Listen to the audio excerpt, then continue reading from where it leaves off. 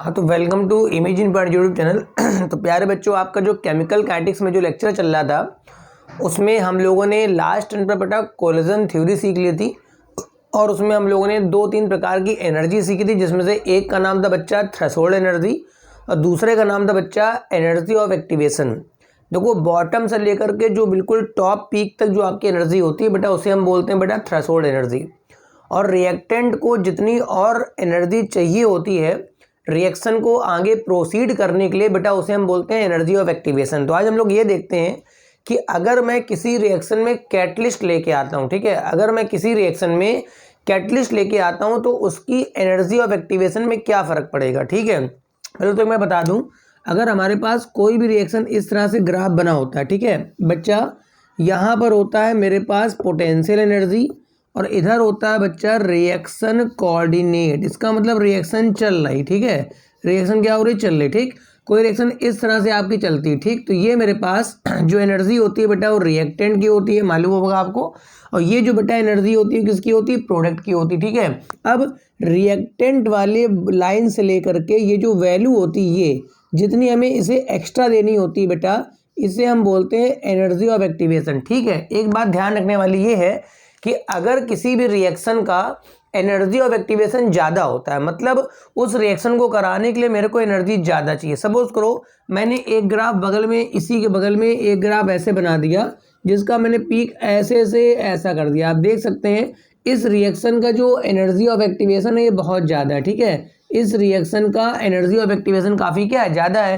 तो जिस रिएक्शन का एनर्जी ऑफ एक्टिवेशन ज़्यादा होता है बेटा उसको कराने के लिए मेरे को ज़्यादा एनर्जी रिक्वायर होती है। ठीक, अब सोचिए अगर मेरे को ज़्यादा एनर्जी रिक्वायर है तो उसके रिएक्शन का जो रेट होगा बेटा वो क्या हो जाएगा, स्लो हो जाएगा। मतलब एक स्टेटमेंट लिख सकते हैं कि अगर किसी प्रोसेस का एनर्जी ऑफ एक्टिवेशन ज़्यादा आ रहा है बेटा, भाई किसी काम को कराने में आपको 10 रुपये खर्च करने, ठीक है, आप बहुत आराम से करा के आ जाओगे, घर वालों से भी पैसा नहीं मांगोगे। ठीक है, अगर किसी काम को कराने के लिए आपको 10 लाख रुपए लगने हैं तो भैया 10 लाख तो जब घर में बताओगे तो पहले 4 बार पूछेगा किस काम के लिए, क्या, कैसे, हमारे पास तो इतने है भी नहीं भाई। तो उस काम को कराने का जो रेट होगा बेटा वो ऑलरेडी स्लो हो जाएगा। मतलब कहना ये चाह रहा हूँ कि अगर किसी रिएक्शन का एनर्जी ऑफ एक्टिवेशन ज़्यादा होता है तो उस रिएक्शन का बेटा रेट क्या हो जाता है, स्लो हो जाता है। इसी तरह अगर किसी रिएक्शन का एनर्जी ऑफ एक्टिवेशन कम होता है तो उसका रेट बेटा क्या हो जाता है, फास्ट। तो हम लोग आज देखेंगे effect of catalyst on energy of activation. मतलब अगर किसी रिएक्शन में बच्चा मैं पॉजिटिव कैटलिस्ट लेके आ जाता हूँ, ठीक है, अगर किसी रिएक्शन में मैं लाता हूँ पॉजिटिव कैटलिस्ट तो उसका रिएक्शन के रेट पे क्या फ़र्क पड़ता है with respect to energy of activation. तो देखो ये जानकारी लगभग सभी को होगी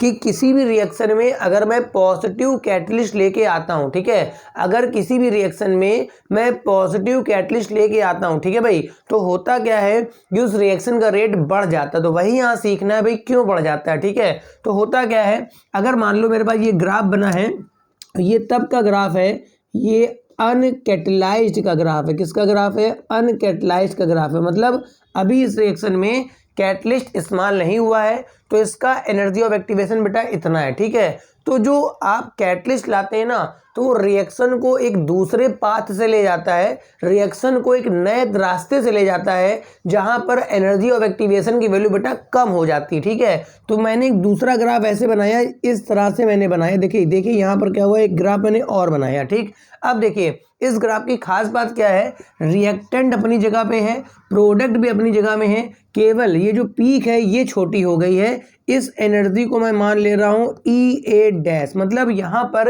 एक नई एनर्जी ऑफ एक्टिवेशन आ गई, EA- आ गई, जो कि पहले वाले से कम है। मतलब जो EA- है वो कम है बेटा EA से। तो ये जो है ये बेटा कैटलिस्ट वाला है या कैटलाइज्ड वाला है।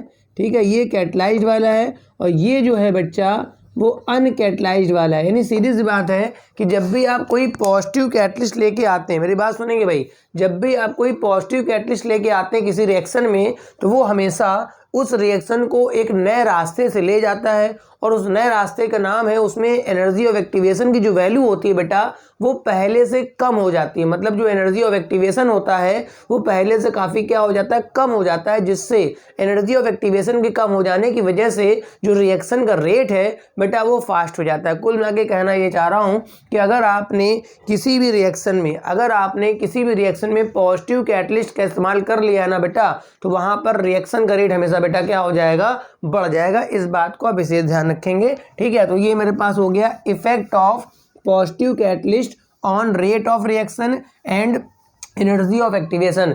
ऐसे पूछ सकता है कि पॉजिटिव कैटलिस्ट की प्रेजेंस में क्या चेंज होता है। तो पॉजिटिव कैटलिस्ट की प्रेजेंस में हमेशा बेटा एनर्जी ऑफ एक्टिवेशन डिक्रीज कर जाती है। ध्यान रखिएगा, एनर्जी ऑफ एक्टिवेशन डिक्रीज कर जाती है, जिससे कि रिएक्शन का रेट बेटा हमेशा क्या हो जाता है, बढ़ जाता है। अब हम लोग अपने लास्ट सेगमेंट की तरफ बढ़ते हैं। फिलहाल इसका अभी एक लेक्चर और आएगा, क्योंकि मेरे को कुछ न्यूमेरिकल्स भी लगवाने हैं और मॉलिक्यूलरिटी भी समझानी बाकी है, ठीक है। आज हम लोगों को सीखना है बेटा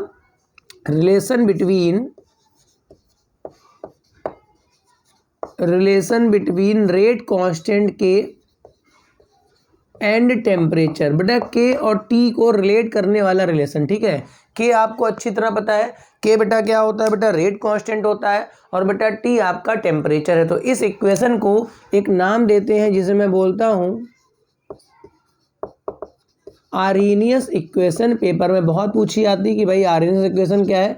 तो आर्हेनियस वैज्ञानिक ने ही, साइंटिस्ट ने ही आपका रेट कांस्टेंट के और टेम्परेचर के बीच रिलेशन दिया था। देखो किसी भी रिएक्शन का जो रेट कांस्टेंट के होता है वो प्रेशर, कंसंट्रेशन, कैटलिस्ट, इन सब बातों पे डिपेंड नहीं करता है। रेट कांस्टेंट के की जो वैल्यू होती है बेटा वो केवल और केवल टेम्परेचर पर डिपेंड करती है। मतलब जो मेरे पास रेट कांस्टेंट के होता है ना, वो तब चेंज होगा जब आप टेम्परेचर को चेंज करेंगे। अभी हम लोग यहाँ एक्सो एंडो की बात नहीं कर रहे हैं, हम यहाँ देखने को ये मिलता है कि अगर किसी रिएक्शन में अगर आप टेम्परेचर बढ़ाएंगे तो मोस्टली केसेस में आपका रेट कांस्टेंट के की वैल्यू बेटा क्या हो जाती है, बढ़ जाती है, ठीक है। क्या रिजल्ट आता है मोस्टली मैं बता रहा हूँ कि अगर आप किसी रिएक्शन में टेम्परेचर को बढ़ाते हैं, अगर किसी रिएक्शन में आप टेम्परेचर को बढ़ाएंगे ना बेटा, तो रेट कांस्टेंट के की वैल्यू क्या हो जाती है, बढ़ जाती है, ठीक है। तो जो आर्हेनियस इक्वेशन है वो होती है बेटा के इजिकल टू ए और ई की पावर में होता है माइनस का ए अपॉन आर टी। तो ये जो सामने आपकी इक्वेशन लिखी है इसे बच्चा मैं बोलता हूँ आर्हेनियस इक्वेशन, जहाँ पे सबके मतलब आपको पता होना चाहिए। के बेटा होता है रेट कांस्टेंट, के बच्चा होता है रेट कांस्टेंट, ए जो होता है उसको बोलते हैं आर्हेनियस फ्रीक्वेंसी बोलते हैं, आर्हेनियस फ्रीक्वेंसी बोलते हैं, या आर्हेनियस फैक्टर भी कहा जाता है, ठीक है। ये हमारे वास्तव में बताता क्या है, जो मॉलिक्यूलर कोलिजन उनकी संख्या को बताता है। मतलब मॉलिक्यूल्स के टकराने की फ्रीक्वेंसी क्या है। अगर कहीं पर ए का मान ज़्यादा है तो मॉलिक्यूलर की फ्रीक्वेंसी, जो कोलिजन की फ्रीक्वेंसी वो ज़्यादा होगी, मतलब रेट कांस्टेंट भी ज़्यादा होगा, ठीक है। मतलब जो हमारे पास आर्हेनियस फ्रीक्वेंसी है वो बताती है कोलिजन की फ्रीक्वेंसी। मतलब अगर कहीं पर फ्रीक्वेंसी ज़्यादा आ रही है मतलब वहाँ पर कोलिजन भी ज़्यादा है, ठीक है। ये आपको अच्छी तरह पता है, इसको बोलते हैं हम लोग एनर्जी ऑफ एक्टिवेशन बोलते हैं। ये को क्या बोलते हैं बच्चा, एनर्जी ऑफ एक्टिवेशन बोलते हैं। आर बच्चा क्या होता है हमारे पास, गैस कांस्टेंट है, फिक्स वैल्यू होती है, और टी यहाँ वेरिएबल है, टेम्परेचर। ओवरऑल इस पूरी इक्वेशन में अगर मैं देखूं तो बेटा ए एक कांस्टेंट वैल्यू है। एनर्जी ऑफ एक्टिवेशन तब तक कांस्टेंट है जब तक मैं कैटलिस्ट का इस्तेमाल नहीं करूंगा। तो फिलहाल मैं कैटलिस्ट का इस्तेमाल नहीं करूंगा तो ये भी मेरा कांस्टेंट हो गया। और आर भी बेटा क्या है, गैस कांस्टेंट। टेम्परेचर को मैं कांस्टेंट नहीं मानूंगा क्योंकि टेम्परेचर हर समय लगातार थोड़ा बहुत वेरी करता रहता है। तो इस पूरी इक्वेशन में आप देखें तो राइट साइड में केवल आपका टी वेरिएबल मिल गया। अगर मैं बोलता राइट साइड में सारे टर्म कांस्टेंट होते, अगर मैं बोलता सारे टर्म कांस्टेंट होते तो यहाँ फिर के भी ना चेंज होता, मगर टी बेटा मेरा वेरिएबल है, इस वजह से मेरे पास के की वैल्यू भी क्या होगी, चेंज होगी, ठीक है ना। तो यहाँ पर एक इसका डेरिवेशन है जिसमें दो अलग अलग टेम्परेचर पे दो अलग अलग रेट कांस्टेंट। मैंने अभी बोला कि जैसे जैसे मैं टेम्परेचर बढ़ाता हूँ, मैंने अभी बताया था कि जैसे जैसे मैं टेम्परेचर बढ़ाता हूँ बच्चा वैसे वैसे बेटा रेट कांस्टेंट के की वैल्यू बढ़ती है। मतलब अगर कोई रिएक्शन में T1 टेम्परेचर पे करा रहा हूँ तो वहाँ पे रेट कांस्टेंट बेटा K1 होगा। अगर मैं कोई रिएक्शन T2 टेम्परेचर पे करा रहा हूँ तो वहाँ पर रेट कांस्टेंट K2 होगा, ठीक है। अगर T2 का मान T1 से ज़्यादा है तो K2 का मान भी K1 से ज़्यादा होता है मोस्टली केसेस में, ठीक है। तो यहाँ पर क्या है, अब मैं यहाँ पर एक डेरिवेशन करूँगा, बहुत छोटा सा डेरिवेशन है, बड़े आराम से हो जाएगा, देखिएगा। उसका एक न्यूमेरिकल जो है मैं ये जो क्लासेस ले रहा हूँ ना, ये बेटा बोर्ड एग्जाम के लिए है, ये जेईई और नीट वाले बच्चे देख सकते हैं, मगर हाँ बोर्ड क्लास वालों के लिए ही बेनिफिशियल है, ठीक है। अब देखो यहाँ पर मेरे पास इससे एक डेरिवेशन करूँगा यहाँ पर, जिसमें दो अलग अलग टेम्परेचर्स पर आपके दो अलग अलग रेट कांस्टेंट आएंगे और उसका न्यूमेरिकल एनर्जी और एक्टिवेशन के लिए पूछा जाता है, ठीक है। मेरे पास इक्वेशन क्या है बच्चा, K = A ई की पावर माइनस ये अपॉन आर्ट, ये मेरे पास इक्वेशन है, ठीक है। मैं दो तरफ लॉग ले रहा हूँ और जो लॉग लूंगा वो लॉग ई बेस का लूंगा, मतलब ln लगाऊंगा, क्या लगाऊंगा, ln। तो ये हो गया ln K = ये हो गया ln A ई की पावर माइनस ये अपॉन RT, ठीक है, ये लगा दिया, ठीक। अब देखो यहाँ पर मैंने लॉग लगा लिया है, तो ये हो गया ln K, तो ऐसे रहेगा। अब देखो यहाँ पे दो टर्म अंदर लिखे हैं, तो log A × B लगाऊंगा, क्या लगाऊंगा, log A × B। तो बेटा log A × B क्या होता है, log A + log B। तो ये हो जाएगा बच्चा ln A हो जाएगा प्लस हो जाएगा ln ई की पावर माइनस का ये अपॉन RT। अगर किसी बायो वाले बच्चे को ये ना पता हो कि ln का मतलब क्या होता है, तो ln का मतलब log ई बेस होता है, क्या होता है बेटा, log ई बेस। और अगर आपको ये ना पता हो कि अगर ये बेस और ये वैल्यू सिमिलर हो जाए तो यही वैल्यू, ये पूरी वैल्यू, जैसे ln ई पे ई ये वैल्यू 1 होती है, तो ये वैल्यू तो आगे आ जाएगी। देखो मैं जरा इस वैल्यू को आगे ला रहा हूँ, तो ये हो जाएगा बच्चा ln K = ln A, ये वैल्यू पहले लिया हो तो माइनस का ये अपॉन RT, और ये हो गया ln ई पे ई, तो ये वैल्यू बेटा 1 हो जाएगी, ये क्या हो जाएगी, 1। जब बेस और ये वैल्यू सिमिलर हो जाए तो वैल्यू 1 होती है। तो ओवरऑल फॉर्मूला क्या बन गया, ln K = ln A minus का ये अपॉन RT, एक फॉर्मूला ये बन गया। इसको इक्वेशन नंबर 1 डाल देता हूँ, ठीक है। इसको भी आप ध्यान रखिएगा, इससे भी एक ग्राफ ड्रा होके आएगा, बताता हूँ, ठीक है। फिलहाल अभी मेरे को अपना डेरिवेशन चाहिए। अब ये मान रहा हूँ कि अगर मान लो मैंने टेम्परेचर T1 लिया, टेम्परेचर क्या लिया, T1, तो उस पर रेट कांस्टेंट मैंने K1 कर लिया, और जब मैंने टेम्परेचर T2 लिया तो उस पर रेट कांस्टेंट K2 हो गया। मतलब जिस समय मेरे पास टेम्परेचर T1 था तो वहाँ रेट कांस्टेंट K1 हो गया, और जब टेम्परेचर मैंने T2 कर दिया तो रेट कांस्टेंट K2। तो जब T1 लगाऊंगा इस इक्वेशन में तो वहाँ फिर K1 लगाऊंगा, और जब T2 लगाऊंगा तो क्या लगाऊंगा, K2। जरा पुटअप करते हैं तो ये हो जाएगा ln K1 = ये तो कांस्टेंट वैल्यू है, तो ln A माइनस का ये भी कांस्टेंट अपॉन हो जाएगा RT1। यहाँ तक क्लियर है। अब मैं T2 वाला टर्म लगाऊंगा तो ये हो जाएगा ln K2 = ln A minus का ये अपॉन RT2, ठीक है। ये हो गई इक्वेशन नंबर 2 और ये हो गई इक्वेशन नंबर 3। यहाँ तक बात क्लियर है। अब आप देख सकते हैं, इसको सॉल्व करने के लिए मैं जरा इसको रफ कर देता हूँ, जो मैंने आइनस इक्वेशन लिखी थी इसको मैं हटा लेता हूँ यहाँ से। यहाँ तक बात क्लियर है। अब देखो यहाँ पर क्या है, मैं इक्वेशन देखो ln A तो दोनों में कटने वाला है, तो ये तब कटेगा जब मैं इक्वेशन 3 से 2 घटाऊंगा, ठीक है। डिवाइड करने से नहीं कटेगा, जब इसको घटाऊंगा तो ये वैल्यू कट जाएगी। तो मैं इक्वेशन 3 में इक्वेशन 1 घटाने वाला हूँ, ठीक है। तो इक्वेशन 3 में जब तो लेफ्ट का लेफ्ट में घटेगा तो ये हो जाएगा ln K2 माइनस का ln K1। उधर जब मैं घटाऊंगा, इससे जब ये घटाऊंगा तो ये तो बेटा कट जाएगा। इससे जब ये घटाऊंगा ना बेटा तो ये प्लस का हो जाएगा, और ये अलग कैसा हो जाएगा, माइनस का। तो ये बन जाएगा बच्चा ये अपॉन RT1 माइनस का ये हो जाएगा ये अपॉन RT2। यहाँ तक बात क्लियर है। अब ये हो गया log A minus log B, बात समझ रहे हो। तो log A minus log B क्या हो जाएगा, ln K2 अपॉन K1 = में यहाँ पर बच्चा E अपॉन R आप देख सकते हैं कॉमन आ रहा है।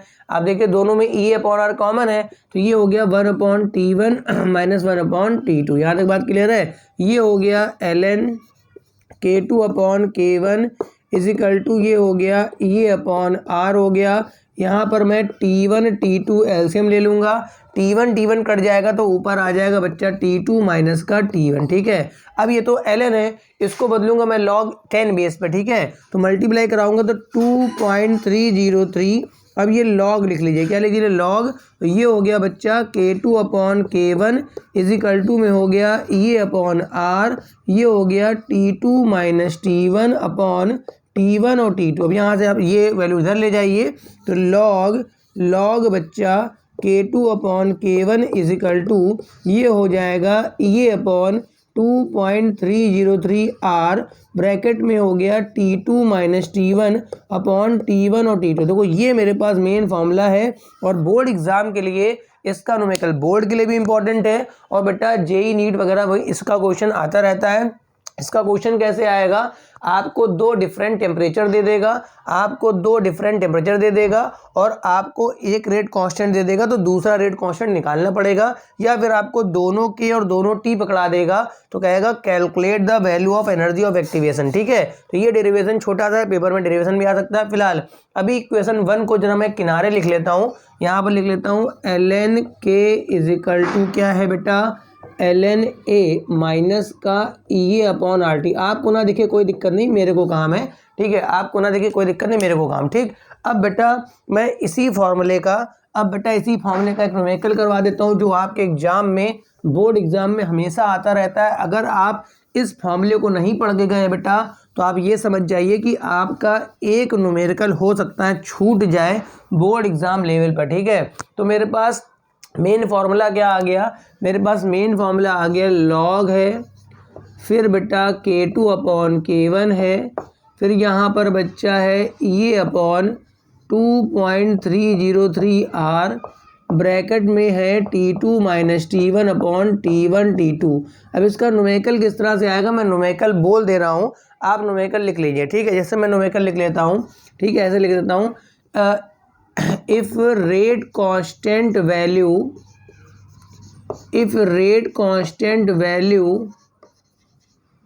becomes double on changing temperature 27 to 37 degree Celsius, then calculate energy of activation. ठीक है, अब देखो इस तरह का एक न्यूमेरिकल आपके एग्जाम में आता है। ठीक है, मैंने न्यूमेरिकल, मेरे को ध्यान था, मैंने लिख दिया है। ऐसा ही न्यूमेरिकल आपके एग्जाम में बेटा बहुत पूछा जाता है, इस बात का विशेष ध्यान रखें। क्या लिखा है, इफ रेट कांस्टेंट वैल्यू, क्या रहा, रेट कांस्टेंट जो हो रहा है वो बिकम्स डबल हो जाता है। क्या हो जाता है बेटा, डबल। कब डबल हो जाता है, अगर मैं टेम्परेचर को चेंज करता हूं कितना, 27 से कितना 37, मतलब जिस समय 27 था तो उस समय कोई वैल्यू रेट कांस्टेंट की होगी। ठीक है, और जब मैं 37 करूंगा तो वो लगभग डबल हो जाएगा। मतलब अगर 27 पे मैंने K1 बराबर K मान लिया, बात समझे, 27 से 37 तक जाने पर, 27 डिग्री सेल्सियस से 37 डिग्री सेल्सियस तक जाने पर रेट कांस्टेंट डबल हो रहा है बच्चा। तो अगर ये K1 बराबर K है तो यहाँ पर K2 बराबर आपका कर लेंगे 2K। अगर ये बोलता कि 27 से 37 तक जाने पर रेट कांस्टेंट ट्रिपल हो गया तो मैं K2 के बदले क्या लगा देता, 3K लगा देता। ठीक है, तो मैं ये वैल्यूज यहाँ पुटअप कर रहा हूँ। अच्छा, मैं T1 टेम्परेचर को पहले बदलता हूँ केल्विन में, 27 + 273, तो ये तो हो जाएगा 300 केल्विन। ठीक है, और T2 को बदलूंगा तो 37 + 273 हो जाएगा, तो ये कितना हो जाएगा, 10 ज़्यादा हो जाएगा, 310 केल्विन। ध्यान रखिएगा, टेम्परेचर को आप बदल लेंगे बेटा केल्विन वाले में। अब मैं इसी इक्वेशन का यूज़ करूँगा, आप चाहें तो एनर्जी आप कैलोरी में भी निकाल सकते हैं, क्योंकि एनर्जी निकालनी है। तो अगर आप एक्टिवेशन एनर्जी को कैलोरी भी निकालेंगे ना तो बेटा आर की वैल्यू 2 लगानी पड़ेगी। ठीक है, और अगर आपको जूल में निकालनी है तो आर की वैल्यू 8.314 लगानी पड़ेगी। फिलहाल अभी देखिए मैं लगा पुटअप करता हूँ, तो लॉग हो गया, लॉग ऐसे रहेगा, K2 के बदले में पुटअप करूँगा 2K, K1 के बदले पुटअप करूँगा K। ठीक है, K से K कटने वाला है, मालूम होगा।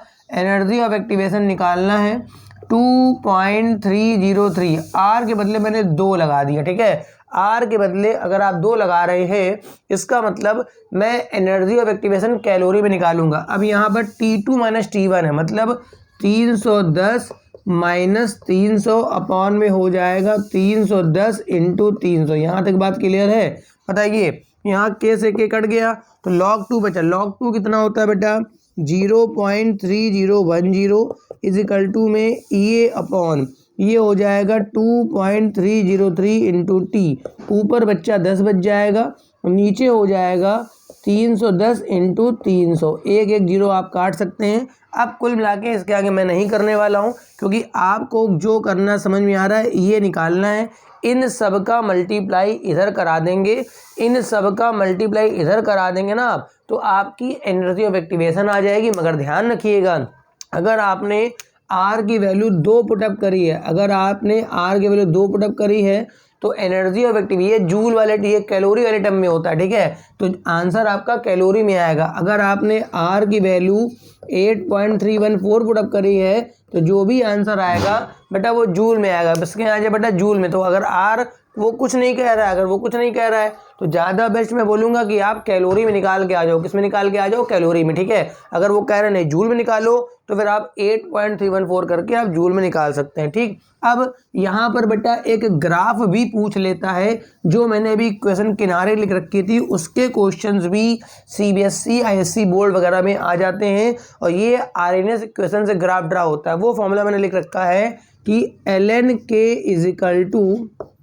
क्या है बच्चा, ln a माइनस का E अपॉन RT। बताइए इस पूरी इक्वेशन में बताइए वेरिएबल क्या क्या है। देखिए वेरिएबल k है और टेम्परेचर है। इस इक्वेशन में ऑलरेडी मैं पहले बता चुका हूँ आयरन इक्वेशन में कि वेरिएबल k और t है। तो देखो यहाँ पर मैं इसको इधर कर लेता हूँ, क्योंकि यहाँ पर 1/t वेरिएबल है, ठीक है। तो ये ln k ऐसे रहेगा, मैंने ऐसे लिखा माइनस का E अपॉन R ऐसे कर लिया और 1/t और प्लस का कर लिया ln a। आप देख सकते हैं मेरे सामने एक बच्चा लाइन की इक्वेशन लिखी है। आप साफ साफ देख सकते हैं कि मेरे सामने एक बेटा लाइन की इक्वेशन लिखी है, y is equal to mx plus c, ठीक है। y इज इक्वल टू क्या है, mx प्लस सी। मतलब ये जो ग्राफ ड्रा होगा, ये जो ग्राफ ड्रा होगा, ये रहा y मेरा क्या है, ln k है। y क्या है मेरे पास, ln k है। और ये जो मेरे पास स्लोप है माइनस E अपॉन आर है। स्लोप क्या है, माइनस E अपॉन आर है। मगर हाँ ln k का है, आप चाहें तो log 10 बेस का भी कर सकते हैं। और ये मेरे पास 1/t, जो ग्राफ ड्रा होगा वो ln k और 1/t के बीच होगा।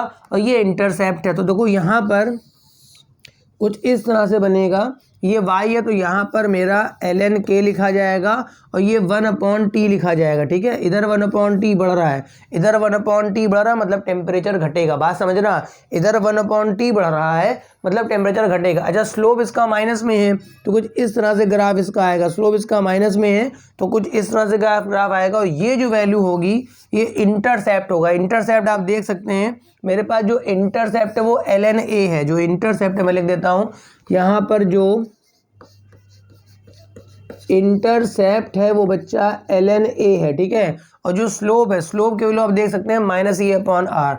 तो जो स्लोप मेरे पास आ रहा है, स्लोप आ रहा है माइनस का E अपॉन आर। यहाँ पे लिख देता हूँ, अलग से लिख देता हूँ, स्लोप की जो वैल्यू है वो माइनस E अपॉन आर है। कई बार इसके न्यूमेरिकल आपको दे देता है, मोस्टली स्पेशली या तो ये ग्राफ पूछ लेगा आपसे, ग्राफ में साफ साफ लिखा होगा कि ln k और 1/t के बीच ग्राफ ड्रा करो। ग्राफ में साफ साफ लिख के देगा कि ln k और 1/t के बीच ग्राफ ड्रा करिए, ठीक है। और इसमें बताइए कि भाई स्लोप कितना है। स्लोप मेरे पास है माइनस E अपॉन आर। कई बार न्यूमेरिकल देता है, उसमें आपको स्लोप गिवन कर देगा। क्या गिवन कर देगा, स्लोप, और कहेगा calculate the energy of activation. देखो भाई मैंने फॉर्मूला बता दिया मेन, अब न्यूमेरिकल कैसे अप्लाई करना वो भी बता रहा हूँ कि आपको स्लोप की वैल्यू गिवन कर देगा। बात समझ रहे हैं, आपको स्लोप गिवन कर देगा आर।